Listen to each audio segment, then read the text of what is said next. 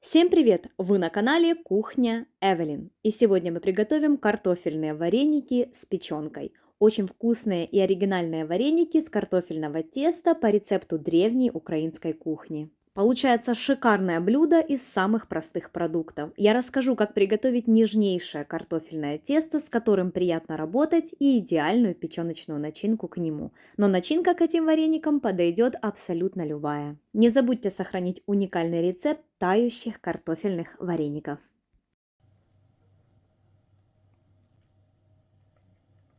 Итак, начнем приготовление. 4-5 картофелин отвариваем в мундире. У меня здесь 680 граммов, чтобы быть точно.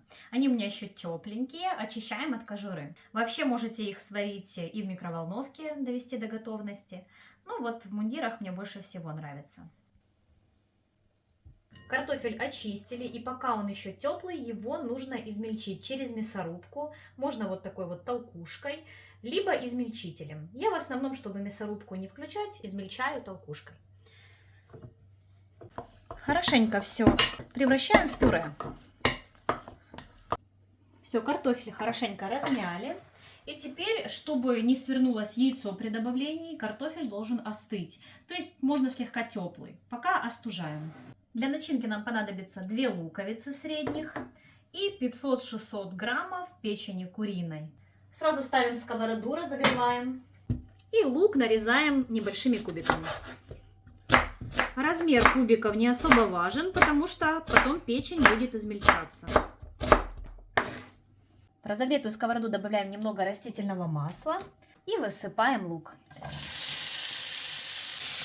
И обжариваем до золотистости и мягкости. И пока обжаривается лук, нарезаем печень. Печень нарезаем на более мелкие кусочки, чтобы она быстрее прожарилась. И вот эти вот ненужные пленочки удаляем. Вот такие вот сгустки. Вот такими примерно кусочками разрезаем печень. Кстати, если лук пригорает, можете добавить немного растительного масла, еще столовую ложку, либо кусочек сливочного. Все, в принципе, лук поджарился, можно добавлять печень. И добавляем печень. Печень готовится очень быстро, в течение 10 минут. Поэтому главное ее не передержать, иначе она может стать жесткой. Прошло 6 минут, печень выделила много сока, и она как бы тушится. Продолжаем ее тушить. И пока готовится печень, приготовим картофельное тесто. Пюре уже остыло, оно такое слегка-слегка теплое. Его немножечко взрыхляем. Добавляем пол чайной ложки соли и вбиваем 1 куриное яйцо. И все хорошенько перемешиваем. Вот такая вот должна получиться масса, более однородная, мягкая. И дальше добавляем муку. Здесь у меня 250 граммов, но может понадобиться и 200. Поэтому сначала добавляю понемногу и вмешиваю муку. У нас должно получиться мягкое эластичное тесто, не липнущее к рукам. Сначала ложкой, а потом будем рукой вымешивать.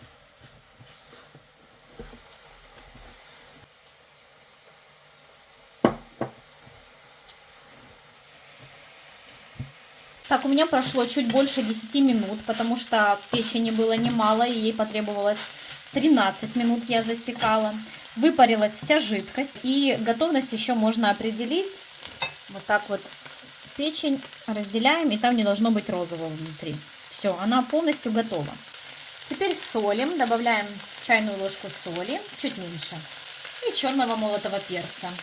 И последнее, это 30 граммов сливочного масла. Все перемешиваем и выключаем. Сливочное масло, ну прям очень хорошенько подходит вот для печеночки. Начиночка будет нежная, с печенью. Это очень классный лайфхак со сливочным маслом. Обязательно добавляйте. Я вмешала уже где-то 180 граммов муки, но тесто все равно, смотрите, какое липкое. Добавляем еще и продолжаем вымешивать. Все, я добавила 250 граммов муки. И уже тесто эластичное, хорошенько отлипает от рук. Это очень важный момент. И главное его тоже не забить мукой, потому что можно пересыпать. Все, вмешали всю муку. У меня ушло 250, вот 260 где-то так вот примерно еще на подпыл муки. Оно еще так слегка липнет к рукам, но не сильно. Вот смотрите, вот так. Вот такое вот. Я уже больше добавлять не буду, чтобы его не забить. Лучше слегка липнущим, чем забитым мукой работать. Этому тесту нужно дать отдохнуть. Накрываем полотенцем либо пищевой пленкой и оставляем, чтобы тесто отдохнуло на 15-20 минут. Если есть время, можно и на 30 минут. Нужно измельчить жареную печень с луком. Я буду делать это в измельчителе, но можно, в принципе, и через мясорубку. И измельчаем в такую пастообразную мелкую массу.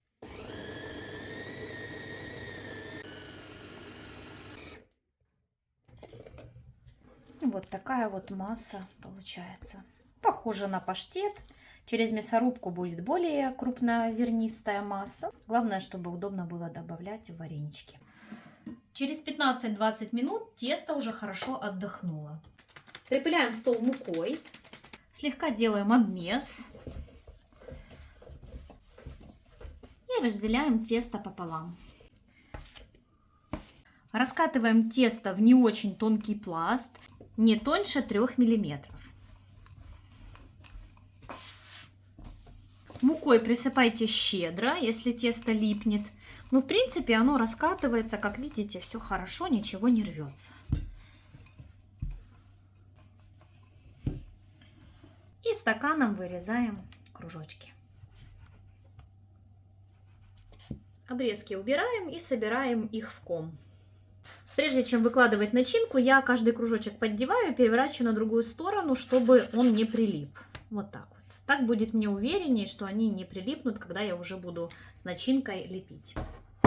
И дальше добавляем начинку. Примерно по чайной ложечке на один вареничек. Начинка, кстати, уже должна быть не горячей к этому моменту. Какие красивые, аппетитные. Я уже хочу их попробовать. Обязательно досмотрите видео до конца, будем пробовать их вместе. И дальше лепим варенички. Все как в обычных варениках. Можно даже и в принципе форму им красивую придать. Тесто вообще абсолютно как обычное тесто, посмотрите. Все вот так вот. Первый вареничек готов. И следующий. Пальчики в муку. И вот так вот. Если бы вы просто представили, насколько я боялась этого картофельного теста, я так хотела их сделать, я просто вот, мечтала просто их налепить, но ни одного рецепта проверенного, достойного я не нашла, и я очень хотела их приготовить. Все, первая партия вареников готова, все лепилось просто прекрасно, несмотря на то, что я так плоховато помяла пюре, и чувствуются такие кусочки картошки остались, но вообще все прекрасно. Даже вот я делала такие какие-то формы там разные, тоже получается все с этого теста, это вообще. И дальше продолжаем точно так же, раскатываем в тонкий пласт. Так, все, уже можно ставить воду, закипятить и добавить туда примерно 2 чайных ложки соли. Должна быть такая хорошо соленая водичка. Тогда они будут такими упругенькими и не разварятся в процессе варки. И бросаем в кипящую, хорошо подсоленную воду вареники.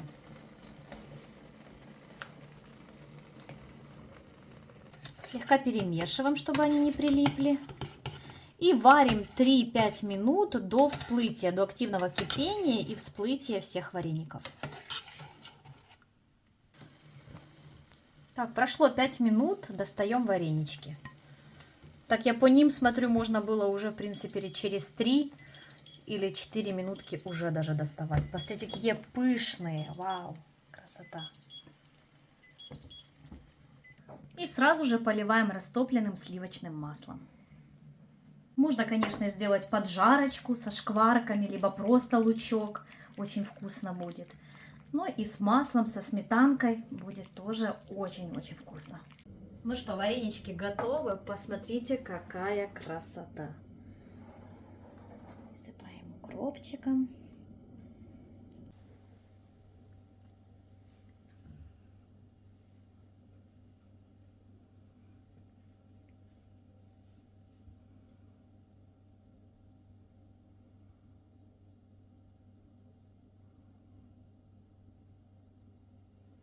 Так, ну что, варенички готовы. Давайте наконец-то их попробуем.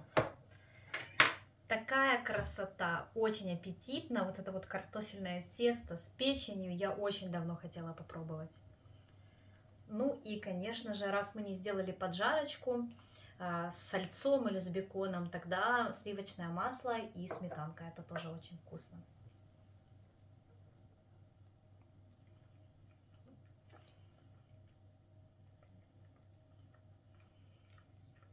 Оно того стоило.